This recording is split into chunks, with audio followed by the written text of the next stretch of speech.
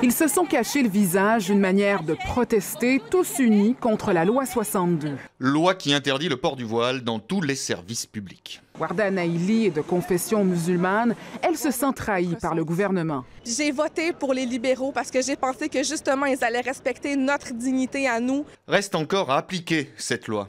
Imaginez une dame qui arrive à la bibliothèque pour emprunter un livre et qu'elle a le visage voilé. L'agent bibliothécaire, comment doit-elle se comporter? On va prendre notre temps pour l'instant, il n'est pas question de l'appliquer. Face à la fournaise, dans un nuage de fumée opaque, les pompiers obligés parfois de reculer. Non, nous ne sommes pas en plein cœur de l'été, mais bien fin octobre en Corse. Avec assez peu de moyens aériens, puisque évidemment on est en période hivernale, semi-hivernale, et il a fallu faire venir des avions du continent. Plus de 2000 hectares de maquis partis en fumée.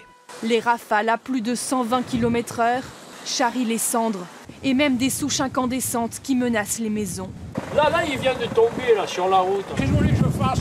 Il n'a pas plu, ou presque, en Corse depuis le mois de juin. À quoi ça sert de faire jouer plus de 280 musiciens ensemble? Au bout du compte, donc, le plus grand blues band de tous les temps. Un record de quantité, mais pas sans qualité. C'est monstrueux. C'est quelque chose d'incroyable parce que c'est une masse sonore terrible. Mais qui dit record dit forcément homologation par le Guinness Book. Les participants ont été soigneusement comptabilisés, puis contrôlés par des huissiers. Et puis ensuite, ça sera traité par Londres et puis on aura la réponse officielle, peut-être avant Noël. Et bonne fête!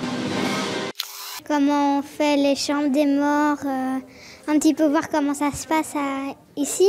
Ici, ce sont les pompes funèbres, parce que quand je serai grande, je serai peut-être croque-mort. Car le métier suscite beaucoup d'interrogations auprès des enfants. Quand on décède, qu'est-ce qu'on peut faire? Soit on va dans un cimetière, soit ou bien on se fait incinérer et alors il y a les cendres et alors on les met là-dedans. Oui, c'était impressionnant, les grosses voitures, le truc tout froid et tout, c'était bien. C'est pouvoir leur donner une autre image de la mort, de quelque chose de négatif, d'aller vers quelque chose de positif.